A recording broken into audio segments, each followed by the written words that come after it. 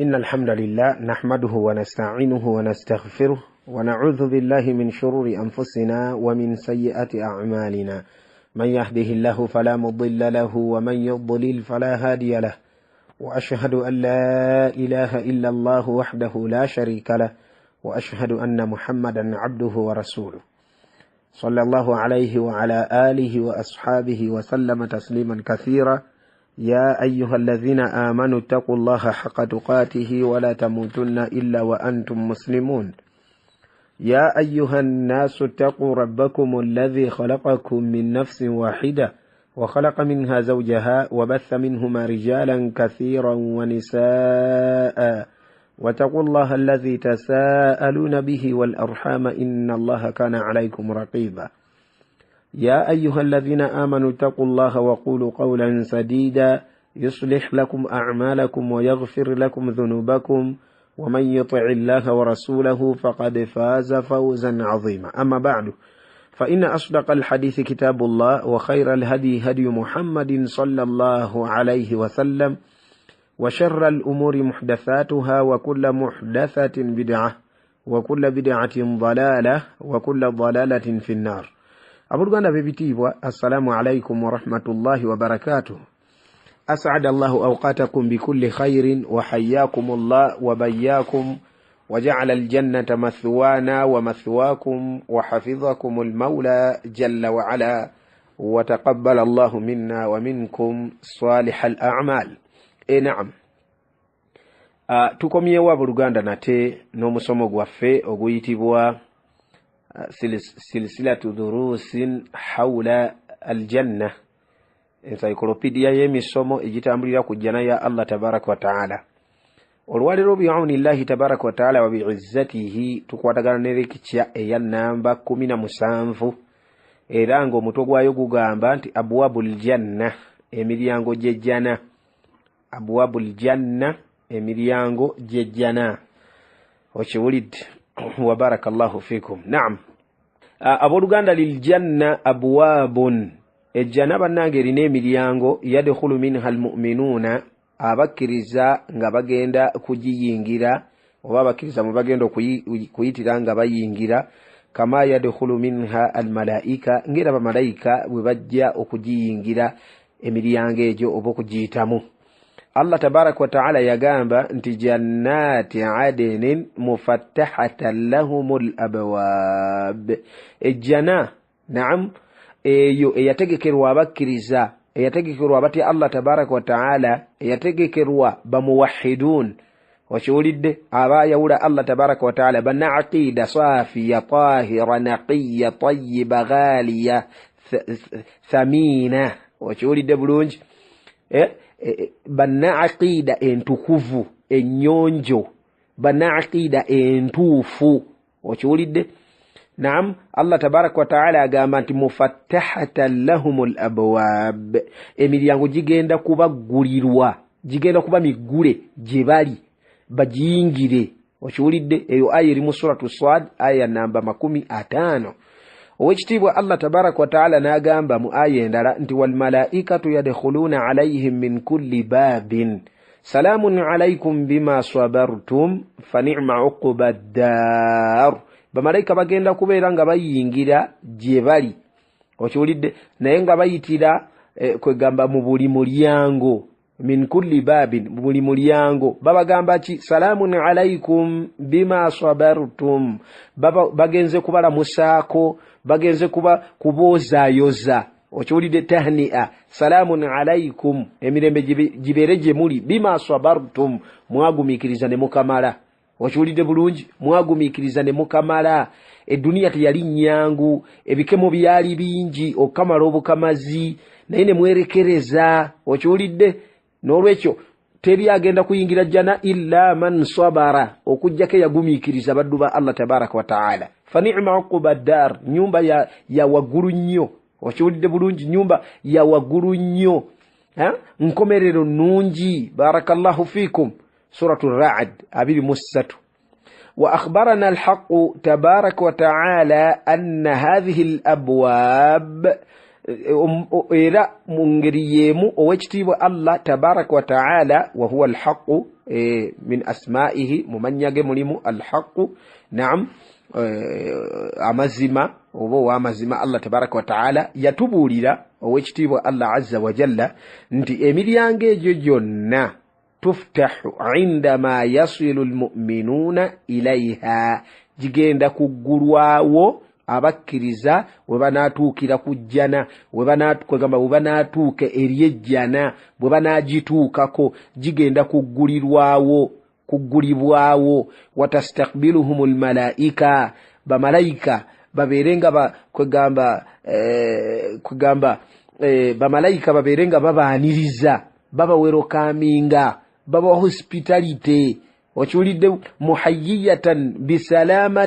bisalamati alwusuli nga babozaayoza wakiwulidde bulungi babalamusa babozaayoza n'okutuuka emirembe gye batuuse awo wakiwulidde bulungi Allah tabarak wa taala kyagamba nti hatta idha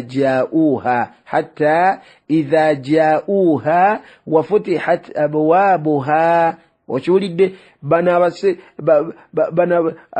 nakadi abakkiriza bamuttaqiina we banajja eri ejjana eri emiryango gy'ejjana naam wa futihat abwabuha emiryango ne giggulwawo bagenda genda eri ejjana ya Allah tabarak wa taala nga aya bwetandika nti wasiqa alladhina ttaqaw rabbahum ila aljannati zumara wakiwulidde bulungi bagenda gendera mu bibinja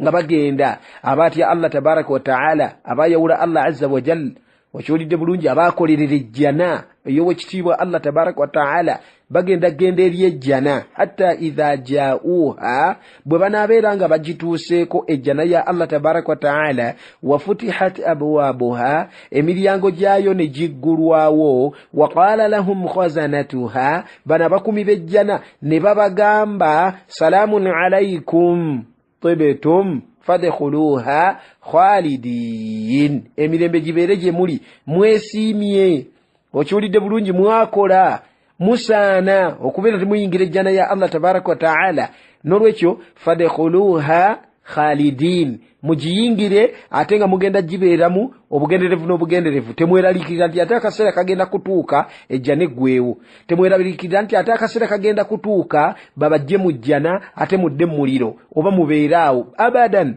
wabula agiyingira alhamdulillah Allah agenda kuba amugeredde ekirungi suratu zumar aya ya namba 73 naam wa barakallahu fikum naam وأخبرنا رسول الله أو رسولنا صلى الله عليه وسلم إرم بك منجريمو يتبولي ويجتيبوا نبوة محمد صلى الله عليه وسلم أن أبواب الجنة انتمازم الدار مليانغو جيجانا تفتح في كل عام في رمضان جيقرواو buli mwaka mu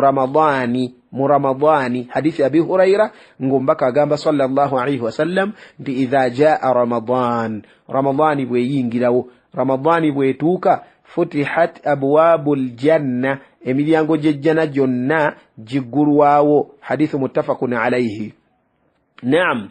wa adadu abwabil janna 8 badduba Allah tabaraka wa taala emiryango gy'ejjana giri 8 omuwendo gwagyo giri 8 wa ahadu hadhihi al-abwabi ate ogumu ku miryango egyo yusamma ar-rayyan guyitibwa rayyan wa huwa khasun bis-saimina era ngo mulyango ogwo gweyawulidde basiibi bokka gwabasiibi bokka hadithi eri mu sahihaini ya Sahal ibn Sa'ad as-Sa'idi أن رسول الله صلى الله عليه وسلم قال أمبك يقام عليه الصلاة والسلام في الجنة 8 أبواب مجنة من ميميليا أباكو الجنة كل كيميليانغو منانا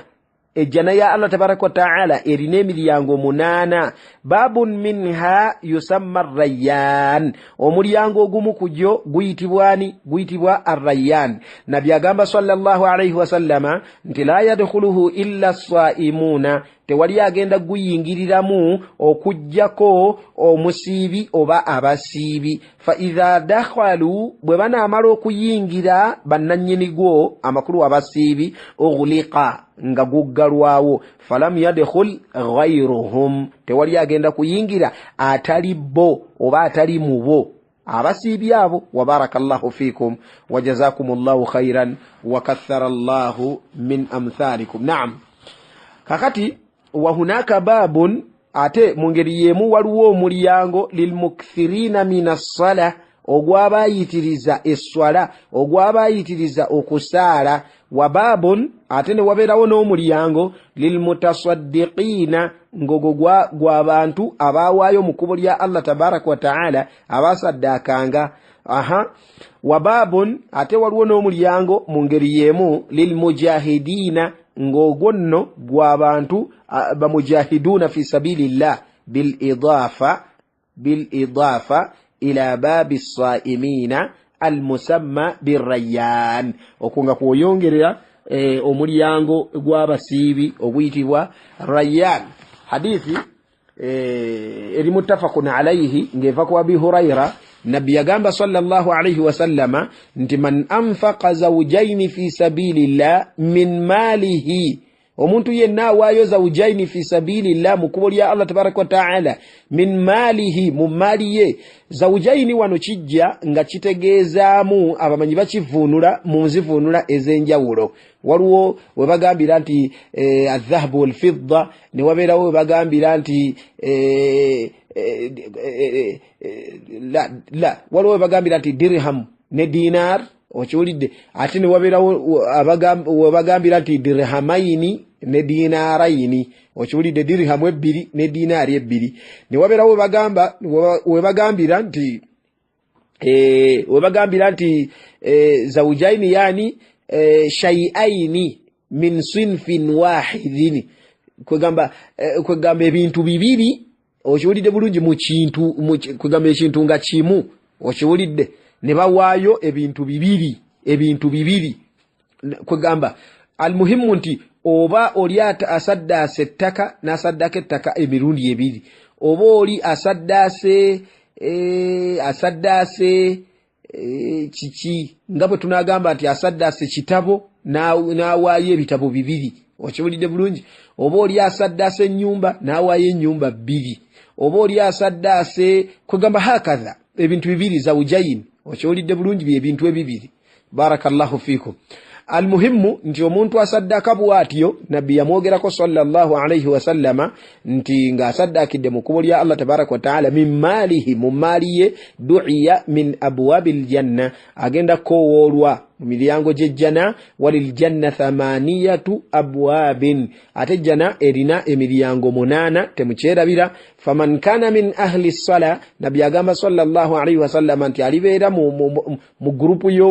y'abasaaze ab'omu swala, du'iya min babi as-sala, agenda kowoolwa okusinziira mu mulyango ogw'esswala. Waman kana min ahli sadaqa, n'omuntu alibeera mu bannasaddaaka, du'iya min babi sadaqa, agenda kowoolwa okusinziira mu mulyango ogwa saddaaka. Waman kana min ahli al-jihad, n'oyo yenna alibeera mu jihadi oba mu grupu y'aba mujahiduna fi sabilillah, du'iya min babi al-jihadi, naye agenda kowoolwa okusinziira mu mulyango gwa jihadi. Agamba sallallahu alayhi wa sallama nti waman kana min ahli siyam, n'omuntu alibeera mu grupu y'abasiibi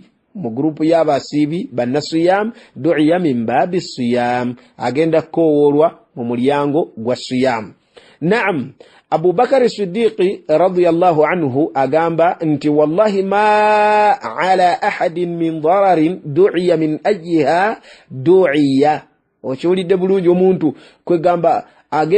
agenda kubeera atya,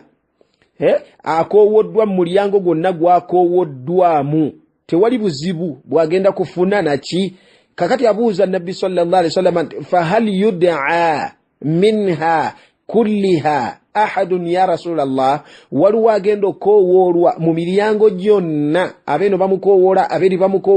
bamukowoola, waali oyo agenda okubeera bw'atyo, okiwulidde. Era waliwo hadithi endala nga nabbi sallallahu alayhi wasallam atulaga nti bamalayika bagenda koowoola omuddu oyo, nga buli omu amukowoola okusinziira ku miryango egy'enjawulo, bamukowoolera mu miryango egy'enjawulo, bano bamukowoola, naye nga buli omu kwegamba aragaba, n'okulaga nti yawe we wasinga jangu eno, kwegamba bamulwanira, okiwulidde bulungi bamu Allahu akbar tusaba Allah subhanahu wa ta'ala ya rabbi atuteeke mwabo okiwulidde kati Abubakar yabuuza nti ya Rasulallah waliwo omuntu agenda okukowoolwa mu different gundi miryangos okiwulidde bulungi waliwo agenda okukowoolwa mu doors ez'enjawulo ya Rasulallah okiwulidde kugamba wano bamukowoola qala nabbi n'agamba sallallahu alayhi wasallam nti naam bwe kiri n'ayongerezaako ekirala n'agamba nti wa arju an takuna minhum era nsuubira nti gwe Abubakari oli mu bo njagala ojjukire bulungi nnyo hadithi y'omubaka Muhammadin sallallahu alayhi wasallama من حديث أبي هريرة نقلوا يقام عليه الصلاة والسلام انت من أصبح منكم اليوم صائما أني أبو كيس الزور واريرو يلي صلاة الصبح أني أبو كيس الزور واريرو يسيبي قال أبو بكر ناقام انت أنا نزي يا رسول الله وانقو مبكوا الله قال ناقام النبي صلى الله عليه وسلم انت من تبع منكم اليوم جنازة ان يولوالي ابو كيسزا nga yagoberedde jeneza obanga agoberedde ku jeneza qala Abu Bakar nagamba twogera ku Abu Bakar as-Siddiq radiyallahu anhu awwalu khulafa ar-rashidin asoka okiwulidde bulungi al-khalifatu al-awwal خليفة سوكا ومبك محمد صلى الله عليه وسلم وأفضل هذه الأمة أسنغ أمين وبرونج بعد نبيها ورفنمر والنبي وايو عليه الصلاة والسلام نوريش مونغري يمون مقبر الجنزة أبكر ناقام أنت أنا نزي وانجي قنبك والله قال ناقام نبي صلى الله عليه وسلم انت من أطعم منكم اليوم مسكينا أن يروالي لابو كيس زغاريس زكو مسكيني قال أبو بكر ناقام أنا نزي قال نبي ناقام صلى الله عليه وسلم انت من عاد منكم اليوم مريضا أن يرام بدكو mummo olwalero nga bukesezanga alambudde ku mulwadde qala Abubakar nagamba ana ntinze ya Rasulallah faqala Rasulullah sallallahu alayhi wasallam nabbi nagamba alayhi salatu wassalam nti majtama'na fi mri'in illa dakhala aljanna ebyo nno byolaba tebikuŋŋaanira mu mwana Adamu okujjako ng'ayingira jjana ya Allah tabaraka wa ta'ala hadithi eri Muslimu nolwekyo ya Abubakari era bwatyo bwazitowa okiwulidde bulungi kati nabbi sallallahu alayhi wasallama okugamba nti wa arju an takuna minhum nsuubira nti gojja kuba mu abo abagenda okukowoolwa buli mulyango nga bamalayika babakowoola ogw'esswala babakowoolerayo ogwa siyam babakowoolerayo ogwa jihad babakowoolerayo ogwa gundi babakowoolerayo subhanallah Abubakari yomu kubo tusaba Allah subhanahu wa ta'ala nafa tufanaganye bwatyo ya rabbi barakallahu fikum wa jazakumullahu khairan wa kathara Allah min amthalikum Sheikh wafagamba rahimahullahu ta'ala Allah musasire kugamba nga commentinga ku nsonga eyo agamba nti wasualu Abi Bakrin ekibuzo kya Abubakar Siddiq radiyallahu anhu yuridu bihi shakhsan ayagalamu muntu amakuru abuuza ku muntu ijtama'at fihi khisal alkhairi kwegamba nga ebirungi byamukuŋŋaanirako min salatin mukusala wa siyamin mukusiba wa sadaqatin mukusadaka wa jihadin mujihad mukulwana mukuboli Allah tabaraka wa ta'ala wa nahwi dhalik nebiringange ebyo bihaythu yud'a min jami'i tilka al-abwab mungeri yokubeera nti agenda kowoolwa mu miryango egyo gyonna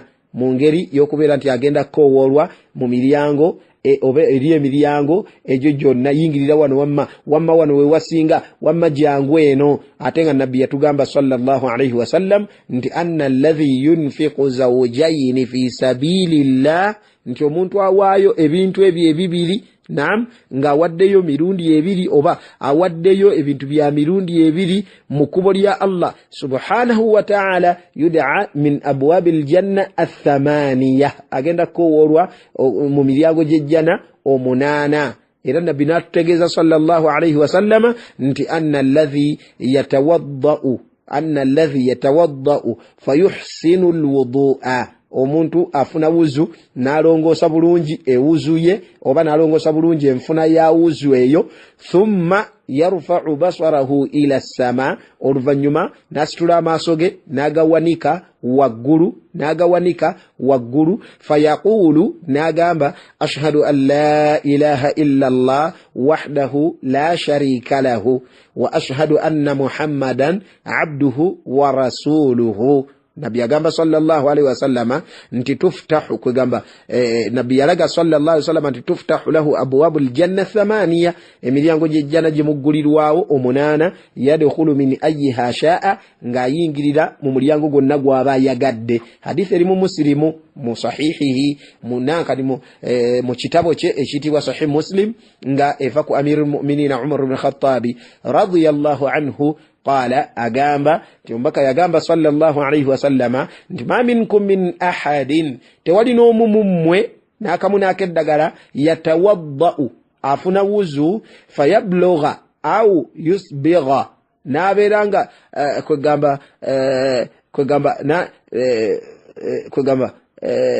fayubligha au yusbigha n'abeeranga kwegamba ajjuza n'abeeranga ajjuza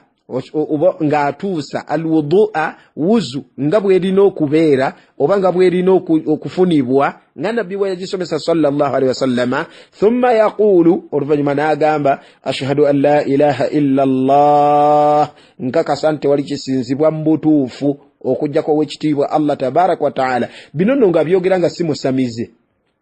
bino nno nga byogera nga bitegeera amakulu gaabyo ate nga bitegeeza, bino nga byogera nga talina irizi, bino nga byogera nga taliimu kweraguza, bino nga byogera nga tagenda mu masabo, bino nga byogera nga tagenda mu biggwa, bino nga byogera nga tali mu ddiini ya buwangwa, bino nga byogera nga tavunnamira kabaka, bino nga byogera nga tajerega sunna n'akamu n'akeddagala, wabula nga musiramu munna tawhidi munna sunna. Okiwulidde bulungi, munywevu ku ddiini ya Allah tabaraka wa ta'ala. Amaze okufuna wuzu bulungi ng'omubaka we yajigiriza sallallahu alaihi wasallama.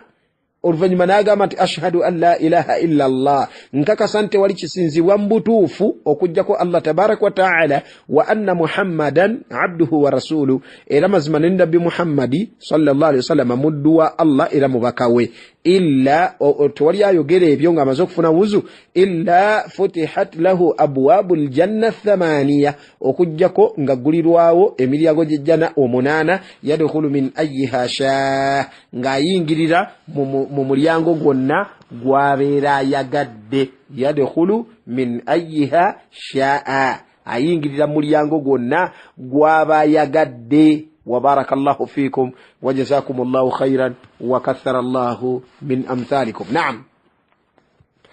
مungeriيمو قد أخبرنا الرسول صلى الله عليه وسلم أمبكر مungeriيمو يتبوليدا عليه الصلاة والسلام يتنميزا يتبوليدا أنه خص الذين لا حساب عليهم بباب خاص بهم دون غيرهم. Nti Allah tabarak wa ta'ala ate alinayo omulyango gwe yayawulira bani bana batagenda kubalibwa, alladhina la hisaba alaihim, abatagenda kubalibwa balina omulyango ogwabwe ogubeeyawulidde ng'abalala tebagenda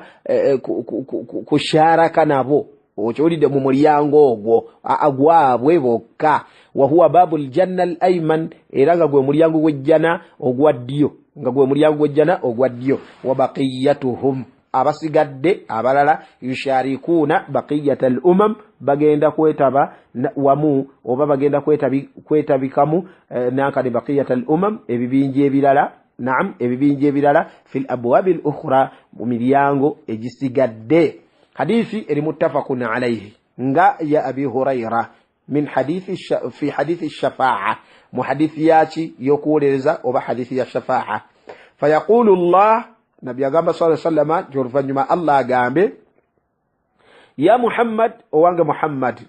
adkhil man la hisaba alayhi min ummatika min albab al-ayman, njagalo yingize abatalina kubalibwa mu ummayo min albab al-ayman, mu mulyango ogw'okuddyo, mu mulyango gwa ddyo. وهم شركاء الناس في الأبواب الأخرى وهم شركاء الناس في الأبواب الأخرى ate mwana wattu n'emiryango emirala ate bajja kubeera nga ate era bayitibwa okiwulidde bulungi bayitibwa ate nga nabo bayingirirayo era mu ngeri yemu wa barakallahu fikum. Naam. ثم بين في هذا الحديث oluvannyuma nabbi sallallahu alaihi wasallam nannyonnyola mu hadisi eyo si'ata abwabil janna obugazi bw'emiryango gy'ejjana obugazi bw'emiryango gy'ejjana wa anna ma bayina jambai albab nti mazima ddala wakati wa kwegamba katugambe nti emyango ebiri oba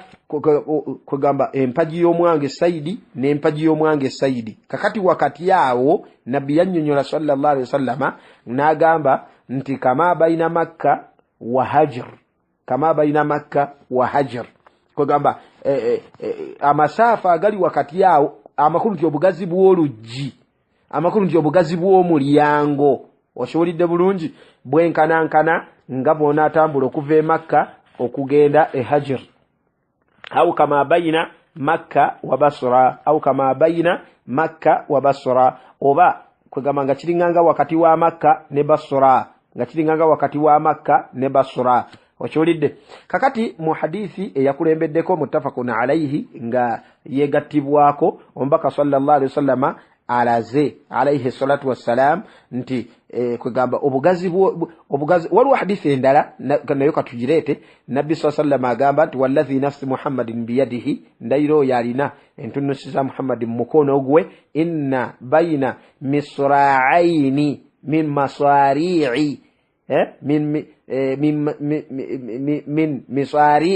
min misari'i aljanna okiwulidde wakati w'emyango omwango kwegamba saidi y'omwango ne saidi y'omwango mu myango gy'omujjana au ma baina idadatai albab kimu ekyo saidi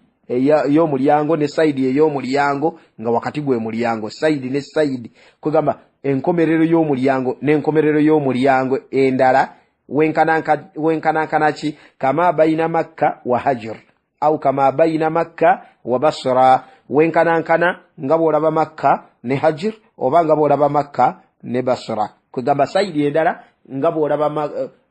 makka ne basra ate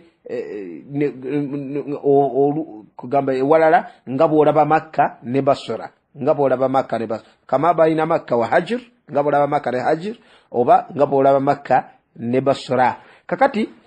wakati wa makka ne basra waliwo kilometers 1,273 abamanyi abamu bakibalira mu nankani mu mayiro ne balaga nti waliwo mayiro 794 waliwo mayiro 794 obwo nga bwe bugazi bw'omulyango la hawla wala quwwata illa billah ekibuga kino hajar maarufa alyawm bil ahsa abamanyi abamu balaga nti olwaleero kyekibuga kwegamba kyekibuga ekimanyiddwa oba kyekitundu ekimanyiddwa nga al ahsa eri mu mamulaka wadde nga abalala ate balaga nti kiri Qatar okiwulidde balaga nti kiri Qatar ne kwegamba ate Basra kyo kibuga kimanyiddwa kiri mu Suriya okiwulidde bulungi kibuga kimanyiddwa kiri mu Suriya kati bamanyi babeera bannyonnyola mu'jizati za nabbi sallallahu alaihi wasallam balaga wano nti kwegamba bwe bakozesa kibayita al-qamaru sinai okiwulidde bulungi satellite olwaliro yesobola okupima ebintu ng'ebyo babipimira mu bbanga naki okiwulidde oba ebitangazo ebyanankani technology nga abasajja Allah subhanahu wa ta'ala bwe yamubawa olwaliro bazuula mu'jiza ya nabbi sallallahu alaihi wasallam kugamba abamanyi abasiraamu bo bongera okukakasa mu'jiza ya nabbi sallallahu alaihi wasallam okubeera nti yalaga amasaafa gano ag'emirundi ebiri nga genkana amasafa gano ag'emirundi ebiri nga genkana ate era amasafa kugamba okusinza mu hadithi kibeera kitegeeza nti distance zino nabbi sallallahu alaihi wasallam zayogeddeko Makka ne Hajir oba Makka ne Basra biteekwa kugamba kiba kitegeeza mu hadithi nti byenkana ne wallahi bagenda okubipima nga kyekyo kyennyini ng'omubaka sallallahu alaihi wasallama bwe yakyogera byenkana bulungi nnyo. Okiwulidde bulungi? Byenkana bulungi nnyo. Wa barakallahu fikum wa jazakumullahu khairan. Naam, tweyongereyo. Omubaka yatulaga alayhi salatu wassalam mu ngeri y'emu nti anna abwaba aljanna, nti mazima emiryango gy'ejjana tuftahu fi ramadan, giggulwawo mu ramadan nga bwe twalabye. Hadithi eri mu sahihaini ne mu musnadi gwa Ahmad eva ku Abi Huraira radiyallahu anhu. Nabbi agamba sallallahu alaihi wasallam nti idha dakhala shahru ramadan, omwezi gwa ramadan bwe guyingira, futihat abwabu sama, emiryango gy'eggulu giggulwawo. Wa fi riwaya futihat abwabu aljanna, emiryango gy'ejjana giggulwawo. Wa ghulqat abwabu an-nar, emiryango gy'omuliro ne gibeera nga giggalwawo. Hadithi nga eri mu sahihaini teriko mutawaana. Wa warada fi ba'd al-ahadith, ate waliwo mu hadithi ezimu ere ekyajja anna ma bayina al-misra'aini masiratu 40 sana. Okiwulidde nti wakati w'emyanga egy'ebiri omuntu atambulirawo amakulu okutambula omulyango okugumalako emyaka 40. Okiwulidde? Hadithi mu Ahmad, mu Musnad, Abu Nu'aym fil Hilya, Hakim kwegamba ngejibwa ku Hakim bin Muawiya endala an abihi Muawiya anna Rasulullah sallallahu alaihi wasallam qala nti inna ma bayna al-misra'ain fil janna, emyango kwegamba empaji y'omwango n'empaji y'omwango mu myango gy'omujjana oba mujjana ya Allah tabarak wa ta'ala, masiratu 40 sana, otambulirawo emyaka 40. Nabbi n'agamba sallallahu alaihi wasallama nti wala yatiyanna alaihi yawmun, naye mwana wattu obugazi obwo bw'olaba waliwo olunaku olugenda okujja. Wa innahu lakadhidhun, lakadhidhun, Sheikh agamba nti isnaduhu sahih. Lakadhidhun kitegeeza ki? Amakulu ziham, amakulu mumtaliun. Okiwulidde? Akavuyo nga kagenda kubeerawo nga wajjudde. Okiwulidde bulungi? Wakutte jjaamu, olunaku lujja. Gwadde akubulidde ku wano n'olaba obugazi bwalwo, naye ate olunaku lujja nga wagenda okukwatirira. Okiwulidde bulungi? Nga wajjudde jjaamu ng'akutte. Abantu nga bali mu kwenyigiriza. Mu Muslimu mu ngeri y'emu waliwo hadithi ng'eva ku Utba